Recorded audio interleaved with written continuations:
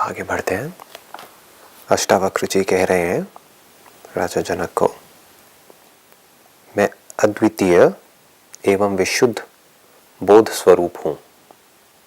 इस श्रेष्ठ निश्चय की आग से अज्ञान का घोर जंगल जलाकर तुम शोक रहित एवं सुखी हो जाओ। एक एक वर्ड को देखते हैं। अद्वितीय, अद्वितीय का मतलब होता है वन विदाउट अ सेकेंड।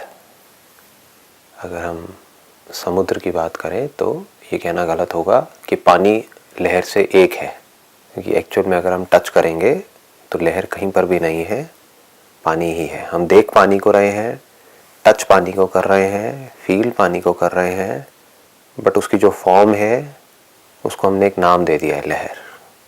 लहर सिर्फ एक अपीयरेंस है, किसकी? पानी की। तो अद्वितीय का मतलब ये होता है वन विदाउट अ सेकेंड। तो मैं अद्वितीय, यहाँ पर ये मैं को बारीकी से समझना होगा, बिकॉज वो ये नहीं कह रहे कि जो सच है वो अद्वितीय है, भगवान अद्वितीय है। वो क्या कह रहे हैं? मैं अद्वितीय। वो मैं जिसको मैं समझता हूँ वो तो it's all full of limitations, it's full of separation. और अगर मैं अद्वितीय हूँ तो अगर मैं चाहूँ भी तो सेपरेशन पॉसिबल नहीं है। तो यही इसकी ब्यूटी है अष्टावक्र गीता की, कि वो सीधी मैं की बात कर रहे हैं। कहा जा रहा है मैं अद्वितीय हूँ, एवं सिर्फ अद्वितीय ही नहीं, एवं विशुद्ध बोध स्वरूप हूँ। एवं को ध्यान से समझना है यहाँ पर, क्योंकि जोड़ा जा रहा है। और है मतलब OR वाला और नहीं, हिंदी वाला और। मैं अद्वितीय एवं विशुद्ध बोध स्वरूप हूँ, कि मैं अद्वितीय तो हूं ही प्लस विशुद्ध, that means absolutely pure, untouched by anything. और विशुद्ध बोध स्वरूप हूं मतलब इस पूरी क्रिएशन में जहां पर भी, कहीं पर भी, किसी को भी कोई भी बोध हो रहा है वो मुझे ही हो रहा है। पहले बोध होता है, उसके बाद में सुख दुख होता है। बोध मतलब एक्सपीरियंस। पहले हमें कुछ दिखता है, बाद में अच्छा बुरा लगता है। पहले कांटेक्ट होता है, किसी स्मेल से कांटेक्ट हुआ, बाद में लगता है कि वो अच्छी है बुरी है, हमारी जो बॉडी की कंपोजिशन है उससे मैच हो रही है नहीं हो रही है, हमारी आदतों से मैच हो रही है नहीं हो रही है, उसकी वजह से मैं रिएक्ट कर रहा हूँ नहीं कर रहा हूँ। सब कुछ बाद में होता है। सबसे जो पहला स्टेप होता है कुछ भी शुरू होने का, वो होता है experience through any of the 5 senses. और अगर ये 5 सेंसेस हो सकते हैं तो और भी सेंसेस हो सकते हैं। Even on this planet there are so many organisms, उनके पास ऐसे सेंसेस हैं जो हमारे पास में नहीं है। जैसे कोई अर्थक्वेक आने वाला होता है तो जानवरों को पता लग जाता है। तो कैसे पता लग रहा है? क्या कुछ सुनाई दे रहा है, दिखाई दे रहा है, क्या हो रहा है? तो किसी भी इंस्ट्रूमेंट के थ्रू कोई भी एक्सपीरियंस हो रहा है वो मुझे हो रहा है। Such a big statement, such a liberating statement. लेकिन मैं क्या बोलता हूं? नहीं, मैं तो सिर्फ यहीं पर हूं। जबकि बोलना क्या चाहिए कि जो इंस्ट्रूमेंट है वो सिर्फ यहीं पर है। एक जगह पर आपने कैमरा लगाया हुआ है, तो जहां आप कैमरा रखोगे, जिस तरह का कैमरा होगा, जिस तरह की उसकी कैपेबिलिटीज होंगी जो कैप्चर करने की, वो ही तो दिखेगा, उतना ही तो दिखेगा। सब कुछ थोड़ी दिख जाएगा। यूवी रेज थोड़ी ना दिखने लग जाएंगे, इंफ्रारेड थोड़ी ना दिखने लग जाएंगे। उतना ही तो दिखेगा जो कैमरे की रेंज होगी। जिस जगह पर आपने रखा है उसकी जो रेंज है बस वहीं तक कैप्चर हो सकता है। जितनी देर के लिए रखा है उतनी देर के लिए कैप्चर होगा। वो जो कैप्चर हुआ उसमें से जो रिकॉर्डिंग है, उस रिकॉर्डिंग को भी आप देख सकते हो। तो ये किसकी लिमिटेशन है? कैमरे की लिमिटेशन है या मेरी लिमिटेशन है? देखने वाले की। अगर अभी सिर्फ कैमरे तक ही रहे तो इस बॉडी पर ना आए, कैमरे की लिमिटेशन है। तो जैसे ही कॉन्शियसनेस जो कि हर जगह है, वो किसी भी इंस्ट्रूमेंट के थ्रू, चाहे इस बॉडी के थ्रू, चाहे आपकी बॉडी के थ्रू, चाहे किसी भी बॉडी के, चाहे किसी भी जानवर की बॉडी के थ्रू, किसी भी इंस्ट्रूमेंट के थ्रू, किसी भी ऑब्जेक्ट का कांटेक्ट होता है, किससे कांटेक्ट होता है? कॉन्शियसनेस से ही होगा। क्योंकि अगर कॉन्शियसनेस ही नहीं होती, यानी कि अवेयरनेस नहीं होती, तो कौन कहता कि हाँ इसके थ्रू वो कांटेक्ट हो रहा है? कांटेक्ट तो अवेयरनेस से ही हो रहा है, कॉन्शियसनेस से ही हो रहा है। इसमें तो कोई डाउट होना नहीं, वो तो हमारा एक्सपीरियंस है। अभी आप देख रहे हो, कौन देख रहा है? कॉन्शियसनेस को ही दिख रहा है ना। कॉन्शियसनेस में दिख रहा है, that is the right word. अगर मैं आपसे पूछूंगा ये सब आपको कहाँ दिख रहा है, हाँ मेरी अवेयरनेस में दिख रहा है। सपना कहाँ दिखा, मेरी अवेयरनेस में दिखा। किसके थ्रू दिखा, इंस्ट्रूमेंट के थ्रू दिखा। कि अगर इंस्ट्रूमेंट नहीं होता तो क्या सपना दिखता, अगर आंखें नहीं होती तो क्या कुछ दिखता, अगर आपकी आंखें अभी निकाल दें तो दिखना बंद हो जाएगा। तो इस पूरी क्रिएशन में कहीं पर भी कोई भी इंस्ट्रूमेंट है, उस इंस्ट्रूमेंट के थ्रू जब किसी भी ऑब्जेक्ट का कॉन्शियसनेस से कांटेक्ट होता है तो कॉन्शियसनेस को अपने होने का एहसास होता है। चाहे इंस्ट्रूमेंट हो चाहे ना हो, कॉन्शियसनेस नहीं मरती है, कॉन्शियसनेस वहीं की वहीं रहती है। चाहे अभी आपके हाथ में कोई सेंसेशन हो या ना हो, ऐसा नहीं है कॉन्शियसनेस नहीं है, कॉन्शियसनेस तो है। उस सेंसेशन के होने से पहले भी थी, नहीं होती तो वो एहसास कहां से होता। या आप टच मत करो, सिर्फ सोचो, तो that means consciousness is there.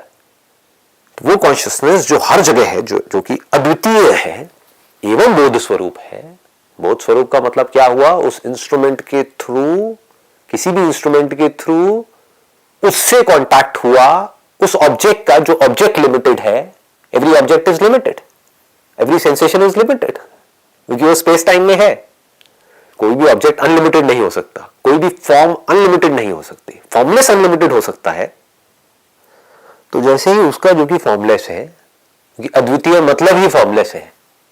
Form होती तो वो अद्वितीय होता ही नहीं, क्योंकि वो फॉर्म किसी दूसरी फॉर्म से अलग होती, वो फॉर्म एक जगह पर होती, वो फॉर्म बदल रही होती, वो मिट रही होती, वो फॉर्म किसी न किसी पे टिकी हुई होती।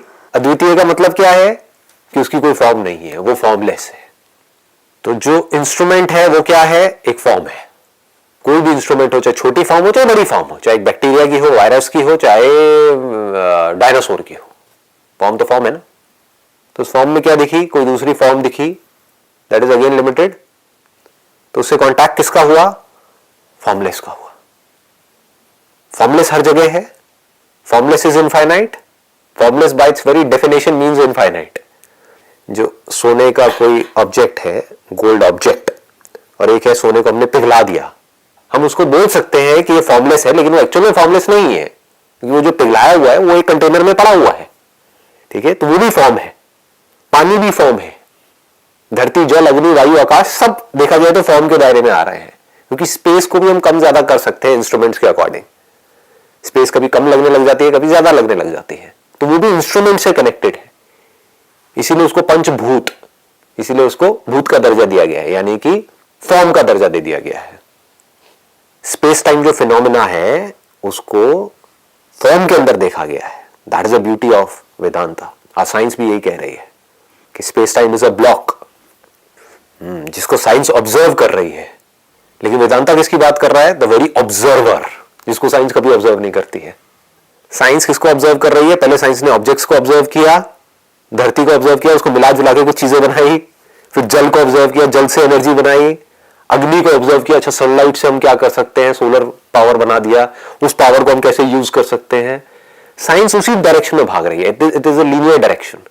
अग्नि, फिर उसके बाद में वायु के ऊपर आए, वायु को ऑब्जर्व किया, फिर आकाश को ऑब्जर्व कर रहे हैं, अब स्पेस को देख रहे हैं, स्पेस की मिस्ट्री को समझ रहे हैं कि यहाँ पे डार्क एनर्जी है, यहाँ पे ये सब किस में है, सब स्पेस में है।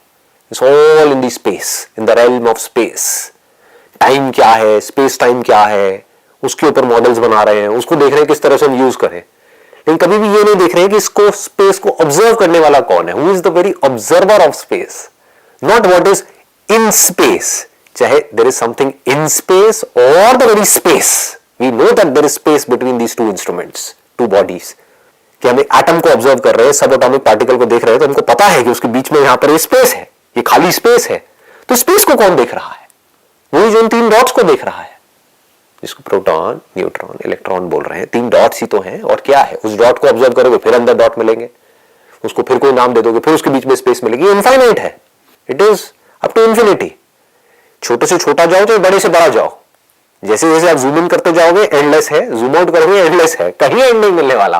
वो एंड में आप देखोगे, एंड में जाके स्पेस रह जाएगी, उस स्पेस को ऑब्जर्व करोगे फिर कुछ दिख जाएगा। तो कौन है जो उस डॉट को भी देख रहा है और उस डॉट के बीच में जो स्पेस है उसको भी देख रहा है, उसकी बात यहां पर करी जा रही है। क्योंकि स्पेस जिसको हमको लगता है देख करके अपनी आंखों से कि यहां पर कुछ नहीं है, यहां पर बहुत कुछ है। कभी भी ऐसा नहीं होता है कि स्पेस में कुछ नहीं होता है, बहुत कुछ होता है, दिखता नहीं है, जैसे दिखने लग जाता है हम कहते हैं नहीं नहीं यहाँ पे ऐसा नहीं है कि कुछ नहीं है, यहाँ पर भी कुछ है, यहाँ पर भी कुछ है। वो देखते जाओ, आपको इंस्ट्रूमेंट चाहिए सिर्फ देखने वाला। उस इंस्ट्रूमेंट के बनने में कितना टाइम लगेगा, that is a different story all together. बनाते जाओ इंस्ट्रूमेंट्स और देखते जाओ, कोई एंड ही नहीं है। वेदांता क्या कहता है, कुछ भी देखते रहो, उससे होगा क्या। चाहे आप इस बॉडी के थ्रू, इस इंस्ट्रूमेंट के थ्रू ये देख रहे हो कि इन दो इंस्ट्रूमेंट्स के बीच में स्पेस है, ये दो पॉइंट्स हो गए ना, एक ये बॉडी हो गई, एक आपकी बॉडी हो गई, इन दो पॉइंट्स के बीच में स्पेस है। या एक बहुत ही सोफिस्टिकेटेड इंस्ट्रूमेंट के थ्रू देख रहे हो कि ये एक एटम यहां पर है, एक एटम यहां पर है, इसके बीच में स्पेस है, उसमें फर्क क्या है। अल्टीमेटली तो देख ही रहे हो ना। अब इसको ध्यान से समझना कि क्या होता है अद्वितीय एवं बोध स्वरूप, विशुद्ध बोध स्वरूप। अद्वितीय means formless, this word must go deep within. Advitiya means infinite. You cannot imagine infinite. You cannot think about infinite. Advitiya means the source of everything. Otherwise it can't be Advitiya. Evam Bodh Swarup or Bodh Swarup. Bodh Swarup means consciousness. Because this entire creation is meaningless without consciousness. अगर सोचो पूरी की पूरी creation है लेकिन इसमें एक भी कॉन्शियस बीइंग नहीं है तो क्या है ये क्रिएशन। इसका होना या ना होना बराबर है। कोई थॉट भी नहीं है, कोई फीलिंग भी नहीं है, कोई एक्सपीरियंस भी नहीं है, कोई देखने वाला नहीं है, कोई सुनने वाला नहीं है, कुछ नहीं है। अब ऐसे में चाहे कुछ भी हो जाए कोई फर्क नहीं पड़ता, चाहे कुछ ना हो तब भी कोई फर्क नहीं पड़ता। तो फर्क किसके होने की वजह से पड़ता है। आज हमारी लाइफ में जो भी फर्क पड़ रहा है, चाहे सुख है चाहे दुख है, वो किसके होने की वजह से, कॉन्शियसनेस के होने की वजह से। तो वो बोध स्वरूप तुम हो। मतलब कि तुम सिर्फ अद्वितीय नहीं हो, तुम बोध स्वरूप भी हो। तुम सिर्फ फॉर्मलेस नहीं हो, तुम सिर्फ इनफाइनाइट नहीं हो। वो जो फॉर्मलेस है, वो जो इनफाइनाइट है, वो ही बोध स्वरूप है, बोध का स्वरूप है। बोध means experience. That is a very basis of experience, that is a very ground for experience. मतलब कि वो जो फॉर्मलेस है वो मुझसे अलग नहीं है, वो मैं हूं। मैं सिर्फ इस पूरी क्रिएशन का सब्सटेंस ही नहीं हूं, मैं एक कॉन्शियस सब्सटेंस हूं। तो ये बॉडी क्या है, एक इंस्ट्रूमेंट है जो किस में बना, फॉर्मलेस में बना, फॉर्मलेस से बना, फॉर्मलेस में ही टिका हुआ है। जैसे अगर सोने को, पिघले हुए सोने को आप बोलते हुए फॉर्मलेस है, तो वो जो सोने का गहना है, वो जो सोने की फॉर्म है, वो किस में बनी है, किससे बनी है। अगर फॉर्मलेस से नहीं बनी तो पानी को आप कहते हो चलो ये फॉर्मलेस है, तो बुलबुला किससे बना है अगर फॉर्मलेस से नहीं बना तो। मतलब कहीं पर भी कुछ भी एग्जिस्ट कर रहा है तो मैं वो जो एग्जिस्ट कर रहा है उसकी एग्जिस्टेंस ही नहीं हूं। जैसे लहर की एग्जिस्टेंस क्या है अगर पानी नहीं है तो, है ना। व्हाट गिव्स एग्जिस्टेंस टू लहर, चाहे लहर कितनी बड़ी हो कितनी भी छोटी हो। तो मैं सिर्फ वो ही नहीं हूं, मैं कॉन्शियस भी हूं, मैं कॉन्शियस एग्जिस्टेंस हूं। मैं सिर्फ सत्य नहीं हूं, मैं चित भी हूं। चित मीन्स कॉन्शियसनेस, सत्य मीन्स एग्जिस्टेंस। और बोलते हैं सत्य चित आनंद, but technically it is not आनंद, बिकॉज आनंद में लोग इमेजिन करने लग जाते हैं। इसका रियल जो अगर हम स्क्रिप्चर्स को स्टडी करेंगे वहां पे मिलेगा अनंतम, मतलब अनंत, वो जिसका कोई अंत नहीं है, इनफाइनाइट। तो सत्य चित अप टू इंफिनिटी। तो इसका मतलब मुझे किसी फॉर्म से फ्री होना नहीं है, मैं तो फ्री हूं, हर फॉर्म से फ्री हूं।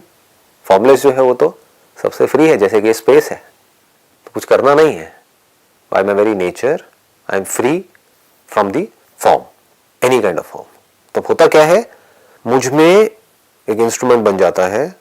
अब वो इंस्ट्रूमेंट चाहे कहीं पर भी हो, कैसा भी हो, उसके थ्रू कुछ एक्सपीरियंस होता है। वो इंस्ट्रूमेंट फॉर्म है, उस इंस्ट्रूमेंट के अंदर जो दिख रहा है वो फॉर्म है। एक्सपीरियंस किसको हो रहा है, फॉर्मलेस को हो रहा है। तो वो एक्सपीरियंस होते ही मैं अपने आप को फॉर्म समझ लेता हूं, जबकि मैं एक्चुअली फॉर्मलेस हूं। कितना सिंपल है। कुछ टच होता है, आपके हाथ पर कुछ टच हुआ तो आप क्या कहते हो, मुझे टच हुआ। किसके थ्रू हुआ, बॉडी के थ्रू हुआ। वो बॉडी जो एक इंस्ट्रूमेंट के जैसी है, अगर वो बॉडी नहीं होती, इंस्ट्रूमेंट नहीं होता तो टच भी नहीं होता। उस टच के होते ही क्या हुआ, मुझे पता लगा, इसमें भी कोई डाउट नहीं है।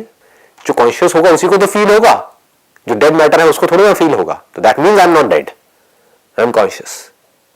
तो मैं कौन सही जगह पर ले आए, तो मुझे ये टच फील हुआ, ये जो टच है क्या ये फॉर्म नहीं है? देखो, एक है इंस्ट्रूमेंट जिसके थ्रू आप एक ऑब्जेक्ट को देख रहे हो, एक है उस ऑब्जेक्ट के इस इंस्ट्रूमेंट से कांटेक्ट होने पर जो सेंसेशन हो रही है, इस सेंसेशन को आप जान रहे हो। क्या वो सेंसेशन ऑब्जेक्ट नहीं है? सटल ऑब्जेक्ट है, बट है तो ऑब्जेक्ट ही। तो मैं सिर्फ इस इंस्ट्रूमेंट को नहीं देखता हूं, मैं सिर्फ इस इंस्ट्रूमेंट से जो कांटेक्ट हो रहा है उसको नहीं देखता हूं, इन दोनों के कांटेक्ट होने से एक सेंसेशन उठती है, एक फीलिंग उठती है, मैं उस फीलिंग को भी देखता हूं। जो फीलिंग उस ब्रेन तक पहुंचती है, वो ब्रेन जो कि एक इंस्ट्रूमेंट है। तो ये पूरे मैकेनिज्म को मैं जान रहा हूं, बट उस फीलिंग के होते ही मैं खुद को लिमिटेड बोलने लग जाता हूं। It is an error. ये क्यों हो रहा है? क्योंकि हमने अपने आप को आइडेंटिफाई कर रखा है एक इंस्ट्रूमेंट से, जैसे कि स्पेस। क्योंकि इनफाइनाइट का जो क्लोजेस्ट हमारे पास में एग्जांपल है वो स्पेस है। मैं स्पेस हूं जो कि हर जगह पर हूं। स्पेस में कोई बन गया इंस्ट्रूमेंट अपने आप ही, और सॉफ्टवेयर की वजह से वो चलने लग गया। अपने अंदर कुछ इंफॉर्मेशन पड़ी हुई है, उस इंफॉर्मेशन के अकॉर्डिंग वो इंस्ट्रूमेंट एक्ट कर रहा है। तो स्पेस को क्या लग रहा है? जहां जहां भी वो इंस्ट्रूमेंट जा रहा है, क्योंकि उस स्पेस के होने का एहसास जुड़ा है उसी इंस्ट्रूमेंट से, तो उसको क्या लग रहा है? मैं एक्ट कर रहा हूं। उसको क्या लग रहा है? मैं देख रहा हूं। मैं देख रहा हूं इस इंस्ट्रूमेंट के थ्रू, इसमें कोई शक नहीं है, लेकिन मैं सिर्फ यहीं पर देख रहा हूं, ये एरर है। कॉन्शियसनेस आपकी कैसे हुई? कितना सिंपल है। जैसे पानी आपका नहीं है, इस क्रिएशन में जो पानी है वो आपका है क्या? नहीं है। तो क्या आप कॉन्शियसनेस पे कब्जा कर सकते हो? इस बॉडी में जो कॉन्शियसनेस है वो मेरी है, आपने बनाई है, आपने खरीदी है, क्या किया है? मार्केट से ली है। तो कॉन्शियसनेस आपकी नहीं है, बट कॉन्शियसनेस है, उसमें कोई डाउट नहीं है। मैं कॉन्शियस हूं, इसमें कोई डाउट नहीं है। तुम इस कॉन्शियसनेस पे कब्जा क्यों कर रहे हैं? वो कॉन्शियसनेस क्या सबकी नहीं है?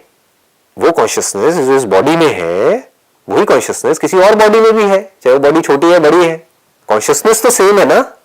जैसे जमीन है, अब ये सारे एरर्स हैं जो टिके हुए हैं हमारी हैबिचुअल पैटर्न के ऊपर। हम कभी क्वेश्चनिंग नहीं करते हैं कि हम कर क्या रहे हैं। एक जमीन है, जो जमीन सबकी है, जा करके किसी कोर्ट में रजिस्टर करा लिया, ये जमीन मेरी है, तो हम बोल रहे हैं कि जमीन मेरी है। एक्चुअली जमीन आपकी कहां है? उस पेपर पे आपका नाम लिखा हुआ है, बट जमीन आपकी कैसे है? जमीन आपकी नहीं है। एक पेपर के ऊपर लिख दिया गया है कि जमीन तेरी है, और उस बंदे ने मान लिया कि जमीन मेरी है। अगर वो ये कहे कि हाँ ठीक है पेपर पे मेरी है, लेकिन एक्चुअल में मेरी नहीं है, एक्चुअल में जमीन तो जमीन है, मेरी कैसे हुई? मेरे आने से पहले भी ये जमीन थी, मेरे जाने के बाद में भी जमीन रहने वाली है। ऐसे ही ये जो कॉन्शियसनेस है, ये आपकी कहां है? तो जब फॉर्म का कांटेक्ट होता है फॉर्म के थ्रू फॉर्मलेस से, तो उस फॉर्मलेस को ये लगने लग जाता है कि मैं सिर्फ यहीं पर हूं जहां पर ये कांटेक्ट हो रहा है। पकड़ में आया?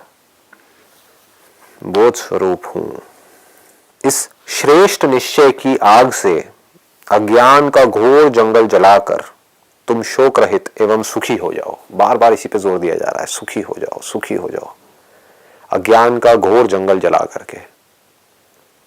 The moment you leave your desire to experience something, you are everywhere and you are nowhere. Words की लिमिटेशंस हैं। क्या कहोगे? अपने डीप स्लीप के एक्सपीरियंस को कैसे वर्ड्स में एक्सप्रेस करोगे? आप बस ये कह सकते हो हाँ मैं थी, मैं था। कहाँ था?